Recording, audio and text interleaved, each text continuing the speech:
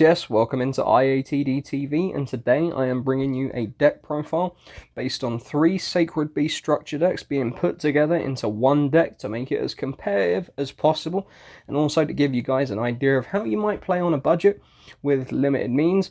And without any further ado, we will get started with this profile. So starting up, we have 1 Raviel, Lord of Phantasms, Shimmering Scraper.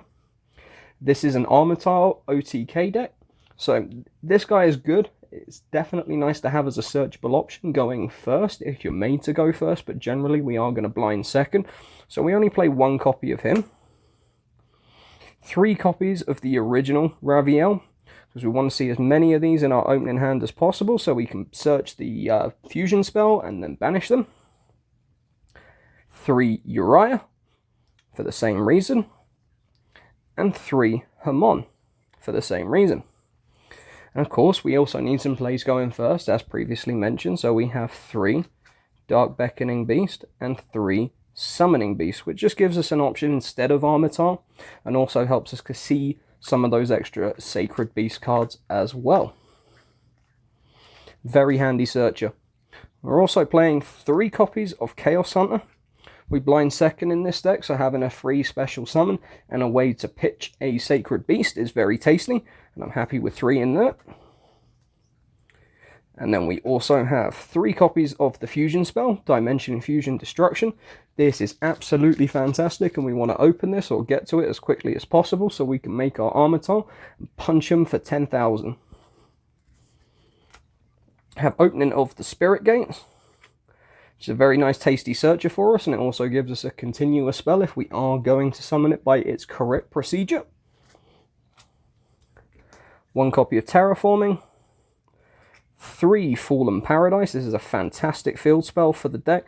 Gives you some protection, gives you draws. It does just about everything a field spell for a deck like this should do. And really shows how Mound of the Bound Creator just doesn't quite cut it. And as you can see in this deck list, we didn't go with Mound of the Bound Creator because I just don't think it's good enough.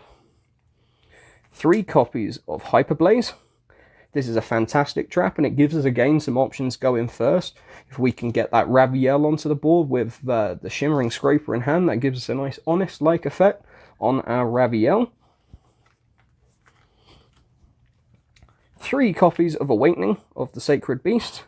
This is a nice little stun trap card that we can use again if we go first as well, because we want to have some options first or second in this deck, even though we are going to blind second.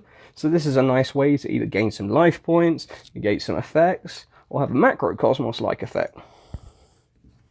And depending on the matchup, that can really hurt the opponent.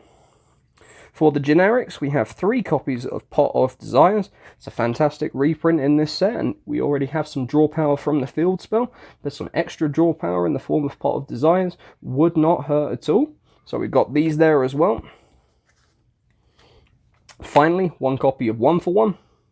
Helps us get to our Summoning Beast, and just helps get our play started, and we can also pitch a Sacred Beast that way, which is also useful for the later game. As for the extra deck, play 3 copies of Phantasm Emerald Trilogy.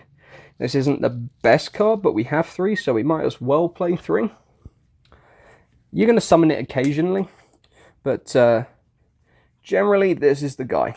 3 copies of Armityle. This is our win condition. This is what we base the deck around. We're going to try and get him out as quickly as possible on our first turn going second, and punch for a massive amount of damage. So that about wraps up the strategy in what we've built here today. Give it a like, comment, subscribe, and share if you enjoyed it. Some other options I might add to this deck, just as spicy little techs. Cyberstein's a nice one. You can't bring out the Armityle, but you can get the Phantasm Emperor Trilogy and gain back some of the life points that you used and just disrupt them in a little bit. Things like that can help. I would also maybe put Pot of Extravagance in here if you could run the budget. It has just had a reprint, so it's a little bit cheaper. You could fill up your extra deck with some fodder, and it gives you some extra draw power as well there. Lightning Storm would be handy in here. Again, it's an expensive one, and we're looking at a budget deck, so I would look more to the longs of the reigns of Raigeki, Darkhold, just so we can clear out the monsters on the opponent's side of the field and swing with that big 10,000 punch. Anyway, that about wraps up this deck profile today. This is IATD TV signing off. Peace out.